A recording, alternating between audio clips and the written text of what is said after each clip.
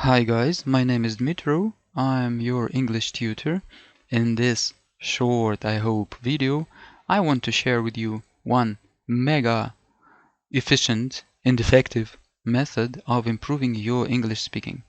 It's an old one, I tell you honestly, so I haven't created anything radically new, but sometimes I think that it's like forgotten and not used by tutors and their disciples, yeah? So, let's call this method indirect retelling. Let me please explain what I mean. Let's imagine that you want to improve your English speech and you have about 1 month to do that. Most probably, your English test is looming, so you have to do something about your speaking. Very often, our speaking at any test includes the description of something. It may be let's say a description of something abstract and also a description of something physical, material, but also it's advisable to dilute your speech with some examples. You understand it, yeah? So some examples from your personal experience. And in those examples, quite often it's a good idea to recollect like what I said in that situation or what he or she said, and I replied that, and then she asked like if or whether this would be So you see, this is called like a dialogue rendered in indirect speech. It's a very, very powerful exercise, and most students, they have problems with it. Their tongue twists, you see, because they don't have enough practice. So let me explain you on this example. This is one of the podcasts which I sometimes use in my lessons. And this is a famous podcast. I will not tell you right now like what's the name of it, but you know, a good news is that there are hundreds of those podcasts out there on the internet. You are welcome to find. So let's divide all our retelling materials into 3 groups. The first group is a pure description. For example, describe your philosophical attitude to this or that. You see, mostly you will be speaking there without any dialogues, you see.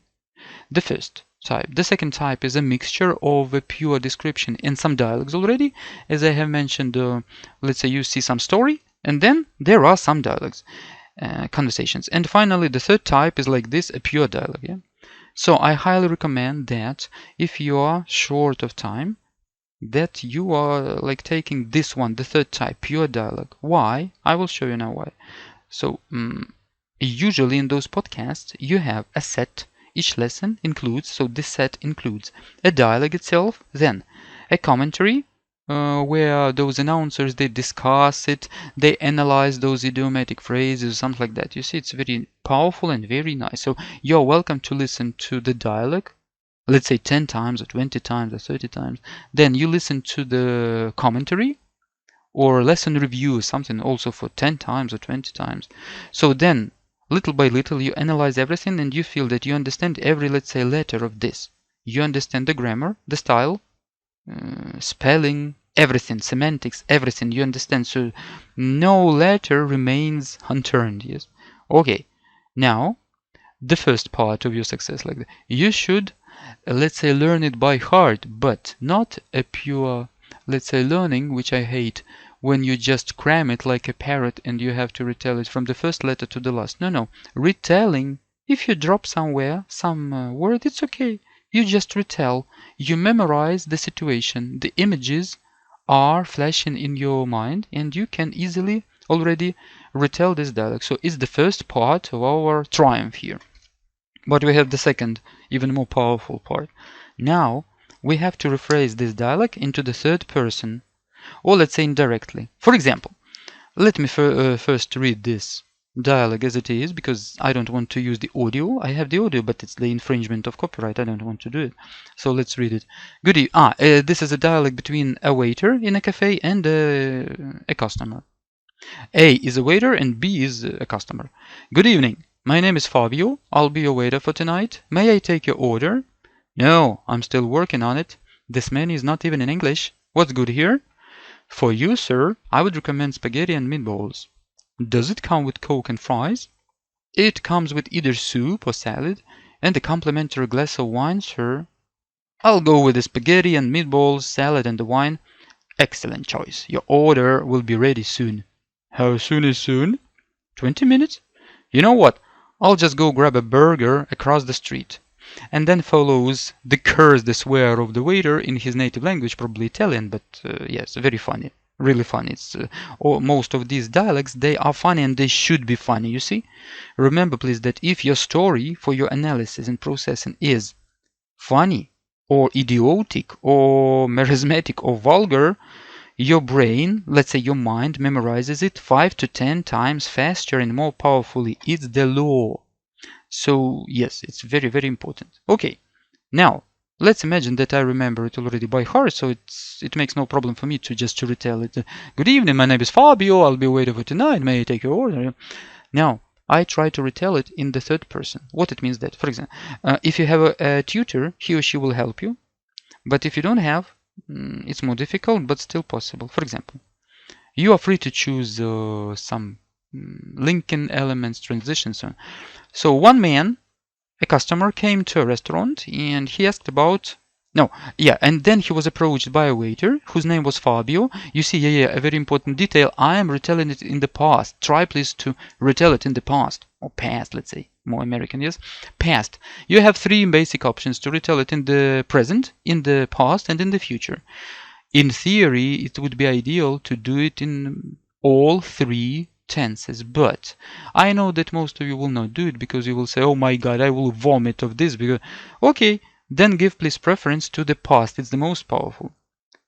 Okay, so where we have is, I will have was. Where we have will, I will have would, and so on. So his name was Fabio, and he informed the man that he would be his waiter for tonight, and he asked if he could take his order. But the man replied that not yet, because he was still working on the menu. Then he complained about that the menu was not even in English, and then he asked about what was good in the cafe. So the waiter tried to recommend him spaghetti and meatballs, and in response, the man asked about whether it came with Coke and fries. So the waiter replied that it came with either soup or salad or a complimentary glass of wine. Then the man made his choice. He said that he would go with the spaghetti and meatballs, salad and wine. The waiter commended his choice and said that it was an excellent choice. And also, he said that the order would be ready soon. The man inquired about how soon was actually soon. And so the waiter replied that it would take only 20 minutes. In response to which the man got, like, say, angry, and he said that he preferred just to go out and to grab a burger across the street. So the waiter got very angry and recommended the man to go to some, to some distant lands, but in his native language. Okay, something like that, you see? You have some freedom of choosing those woulds and shoulds and that, so there is no one rigid framework of doing this. It may seem a bit monotonous to you and tedious, but trust me, if you do it, if you work with several of such podcasts and dialects for several weeks, let's say 1 month, you process, let's say, 10 such dialects, your English speaking will improve tremendously just because your speech organs will be more used, and not only speech organs, but your mentality to operating those woulds, wills, that, this, in transforming this. When you're speaking, just in your life in general, and also at some tests, you will have to constantly manipulate these transitions. At least in the majority of cases. And this habit and skill of being able to render your any story in the third person, it's very powerful. Trust me, please, because I know what I'm talking about. I have witnessed it hundreds of times. Most candidates, they struggle with this. Because even if they make, let's say, correct transitions, they make it forcefully. You see, they squeeze them out of themselves. It sounds mechanically and unnatural, and that's why, of course, their band is lowered, because it's unnatural. So you have to be able to shoot it out like a gun. You see. Okay, guys, I hope you get my message. Let me repeat, please, myself. I haven't invented anything new. The world knows this for centuries, maybe, this exercise, indirect retelling. But very often, I think tutors, they forget about this. I don't like overall monotonous exercises, but sometimes we have to sacrifice a little bit for the sake of our success. At the test, for example, or at the interviews or everyday life, when we are learning something, we have to sacrifice a little bit this comfort or convenience and practice something routine a little bit. But it will compensate, it will pay off tremendously. Okay, if you need some urgent help in preparing for Duolingo, IELTS or TOEFL test, please address me. I put the contact details in the description to this video. I will help you for sure, because I'm regularly doing that and I love doing that, and I have some certain powerful skills of doing that. Okay, I wish you success and see you in our next lesson.